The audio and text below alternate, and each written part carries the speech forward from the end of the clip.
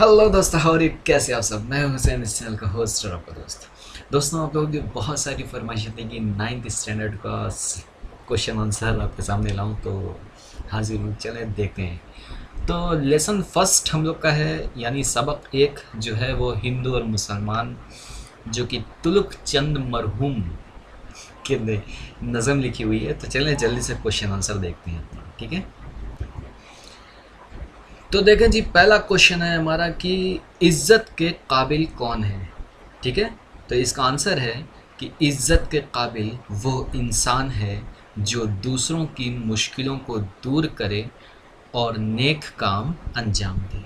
ठीक है, यानी इज्जत के काबिल इंसान वही होता है ना जो दूसरों के काम आता है, जो दूसरों के काम आता है और मुश्किलों में दूसरों का साथ देता है, तो लोग उसको क्या करते हैं, इज्जत की नज़र से देखते हैं। ठीक है। जो सेकंड क्वेश्चन हमारा है कि नज़्म में बुलबुले और गुलिस्तां के लफ्ज़ किसके लिए इस्तेमाल किए गए हैं। यानी ये जो पूरी हिंदू और मुसलमान की नज़्म है, इस नज़्म में बुलबुले और गुलिस्तां, वो लफ्ज़ जो हैं, वो वर्ड जो हैं, वो किसके लिए इस्तेमाल किए गए हैं, ये क्वेश्चन पूछा है। ठीक है, तो अब आइए आंसर देखते हैं। तो आंसर हमारा है कि नज़्म में बुलबुले और गुलिस्तां के लफ्ज़ हिंदू और मुसलमान के लिए इस्तेमाल किए गए हैं। यानी ये जो वर्ड ये पूछा गया है इस नज़्म में कि बुलबुलें और गुलिस्तां। ठीक है, ये बुलबुलें, मैं आपको हेडलाइन कर, ठीक है, ये देखें, ये दो पूछ रहा है कि बुलबुलें और गुलिस्तां, ये दोनों वर्ड जो हैं वो किन के लिए इस्तेमाल किए गए हैं। तो ये दोनों वर्ड जो हैं वो हिंदू और मुसलमान के लिए इस्तेमाल किए गए हैं। ठीक है। तो जी हमारा थर्ड क्वेश्चन है कि ना इत्तेफाकी को आज़ारे जां क्यों कहा गया है। ठीक है, तो इसका आंसर होगा कि ना इत्तेफाकी को आज़ारे जां इसलिए कहा गया है क्योंकि मेल जोल न होने से ज़िंदगी दुख भरी हो जाती है। यानी तबीयत जो है वो क्या रहती है, परेशान रहती है।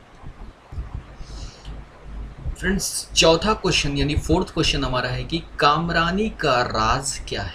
कामरानी, कामरानी का मतलब होता है सक्सेस, कामयाबी। ठीक है, तो कामयाबी का राज क्या है, ये क्वेश्चन पूछ रहा है। ठीक है, तो इसका आंसर होगा, सॉरी, आपस में मिलजुल कर रहना ही कामरानी का राज है। यानी मिलजुल कर जब आदमी रहेगा तो वही कामयाबी का, इंसान का क्या है, राज होता है। ठीक है फ्रेंड्स, नेक्स्ट हमारा जो क्वेश्चन है वो है कि नीचे लिखे लफ्ज़ों के वाहिद लिखें। यानी आपके टेक्स्ट बुक में जो है वो जमा दिया हुआ है, ठीक है, यानी प्यूलर दिया हुआ है, और आपको क्या लिखना है, उसका सिंगुलर लिखना है, यानी वाहिद लिखना है। ठीक है, जमा जो होता है वो प्यूलर होता है और वाहिद जो होता है वो क्या होता है, सिंगुलर होता है। ठीक है, तो पहला हमारा जो टेक्स्ट बुक में दिया है वो है औरों।